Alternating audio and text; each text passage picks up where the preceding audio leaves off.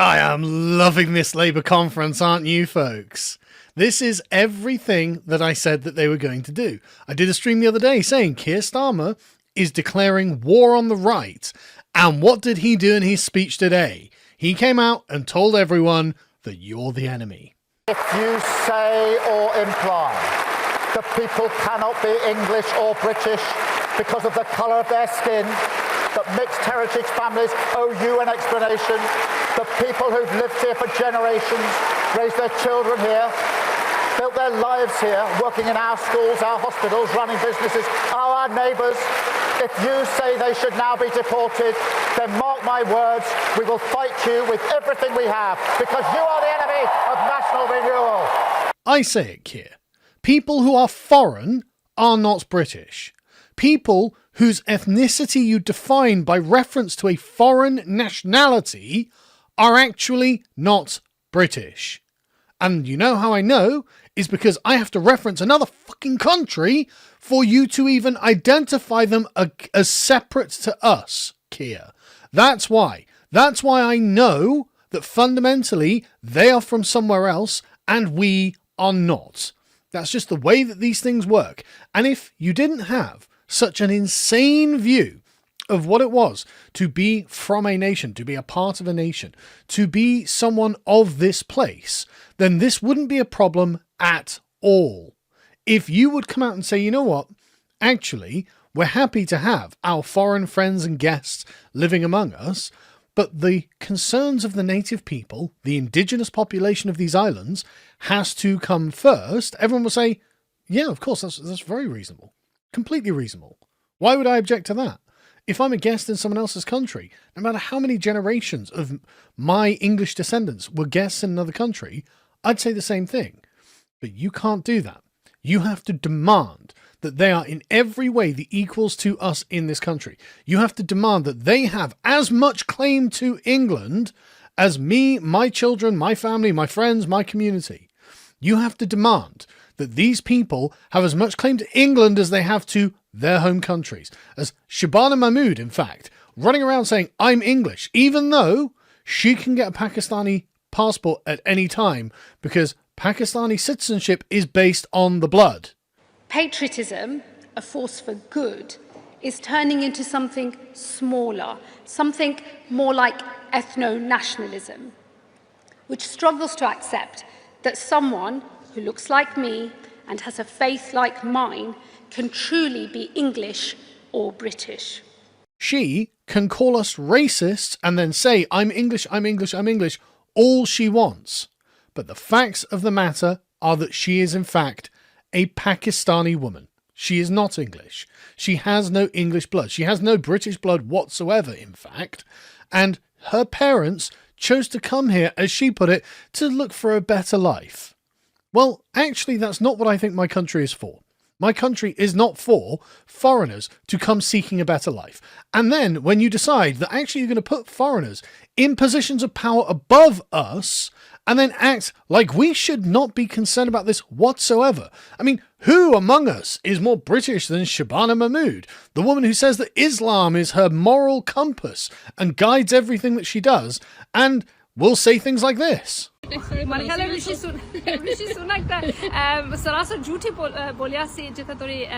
I don't know what she was saying either, Keir, but she's your Home Secretary. I'm absolutely sick of it. They have countries of their own. They can go to other countries where their ethnic group is the majority, and their ethnic group is served by the state, served by their institutions, and they can feel as if the country is run for them. And all I'm asking is to feel that way for me, for my children, for my wife, for my family, for my parents, for my great descendants long into the future. All I'm asking for is for my country not to be stolen from future generations through mass immigration. That's all I'm asking for. And you know what? That's actually a really, really low bar. It's a really reasonable thing. And what did you come out and do? You came out and declared everyone was a racist for thinking this. And also, you've declared war on them.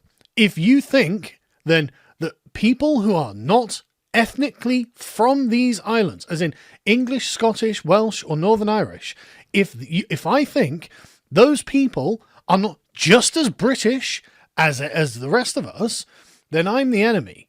So every Somali that jumps off a boat, everyone who breaks into this country, and then you just hand out documents to his citizenship as much as you can.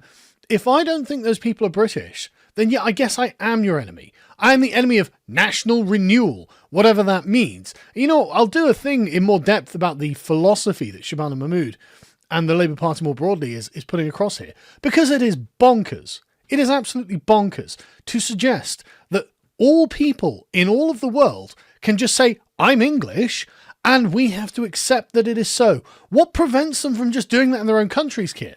Why can't they just say, you know what? We may be standing in Hyderabad or something, but I'm English. Good point, chaps. I'm English too. All of India could declare themselves to be English. And what are we, reconstructing the British Empire then? Are we going to be like, oh yeah, that's an English territory now? That's an Anglo country now? No, it obviously doesn't work that way. And just because someone was born in England does not make them English. And it's not like anything other than a statement of fact to say that. Because fundamentally, this country is named after the people. It is not sufficient to be born in England to be English, any more than it means that if you are born in the stable, you are a horse. To be English, you have to have at least some English parentage. One of your parents has to have been English. It is an ethnicity. It is passed down. And this doesn't make anyone bad. It doesn't mean that death squads need to march down the streets. I'm so woke, we say weakness. That the British Defence League is suddenly going to kick down doors and club people for being non-English. What it means is we accept the tacit implication of all of this is that actually the English have the primary claim to England. And if they have had enough, if they feel that they have given up enough of their country to foreigners who, remember, have no claim whatsoever to this country. They are here at our grace. That no one from anywhere else in the world can say, I deserve to live in England. I have a right to live in England. No, only the English can say that. Even the Irish don't have a right to live here, Keir, right? No one other than the English has the moral claim to England. And if they're here, and many of them are, and many of them are here, and they're not a problem. And if they're here, they are because we allowed it. Well, actually, in reality, it's because it was enforced upon us, wasn't it, Keir? But the point being, you cannot just declare war on us for being against your UK. And if you want to set up Nigel Farage as the totemic opposite of your politics, that's fine. I've got my disagreements with Nigel, but on this, if it's you or him, I'm going to choose him. We will teach Starmer a lesson next May that British political history will never forget. I am now, as a result of this week and the abuse that has been heaped upon our supporters and our voters, more determined than ever. Don't underestimate that. And in fact, I think it becomes imperative that Nigel Farage crushes you. You are not allowed to approach the British people with this kind of attitude. Do you understand me, Keir? You are not allowed to openly declare for the foreigners against us and expect to have any grace from us, to expect to have any sympathy, expect to ever get elected again, right? Nigel Farage, God willing, is going to crush you. I'm going to do everything I can to support Nigel in crushing you because you declared the battle lines. You declared it. You said, you know what? And you know, Nigel Farage was so kind to you as well. He was like, well, I disagree with Keir Starmer, but he seems like a very nice guy. And you've just come out and called him the enemy. All of his supporters, the enemy. You do not get to speak to us this way. That is not how this works. You do not get to side with the foreigners. You do not get to tell us that we are bad people for wanting the country that we grew up in for our own children. You do not get to do this. And I realise that the penny hasn't dropped yet, that you haven't actually arrived at a point where you realise, oh, I fucked it. But that day is rapidly arriving. Trust me, in May, you're going to get what you deserve. People are going to remember exactly how you've treated them. And everyone hates you anyway. You're the most hated Prime Minister that has ever been.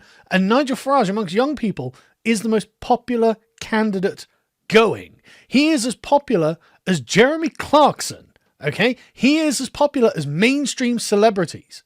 And you are hated by everyone other than the closed borders room that you are in, with an absolute echo chamber of people from the previous paradigm who have screwed up this country. And everyone is pointing out, going, look, it's what you support, what you are offering more of that has done the damage to us. And all you can do is come out and declare for the opposition, the foreign. And all you can say is, well, this was how it was meant to be. Don't you understand? You don't love the UK like we do. It's like, no, I don't. Look at the fucking state of it. I don't love this. I love what it used to be before you and your Blairite friends got your hands on it. It used to be magical. And I realize that there are a bunch of Zoomers going, what are you talking about? What do you mean? I really mean this. Britain, all of it was genuinely magical. It was like a place out of a fairy tale. And we didn't even realize what we had. We didn't realize how good it was until they took it away from us. And now my children will never see the country I saw when I was growing up. And it breaks my heart. And if all you can do, Kit, is say, you know what? I'm going to make sure there are millions of Pakistanis here.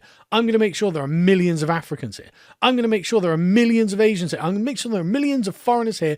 And you're going to treat every single one of them as if they were from 9000 BC, hanging out with Cheddar Man back in the day. I'm not having it, Keir.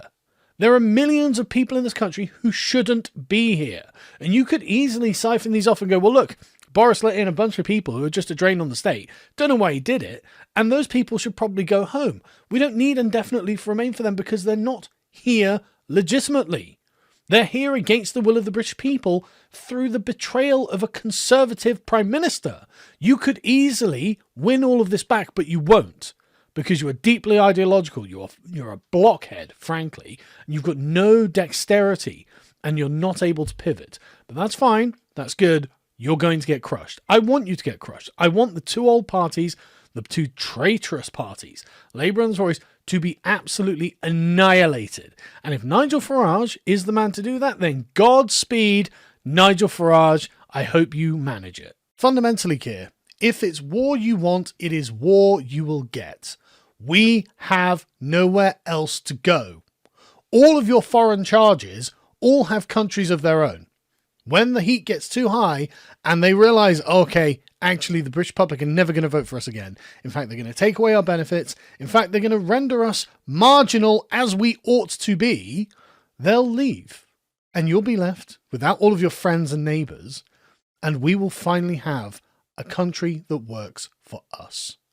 They have options, Keir. We do not have options. We are in this for the long haul. We have nowhere to go. This is the last England that we have, and by God, we are going to keep it.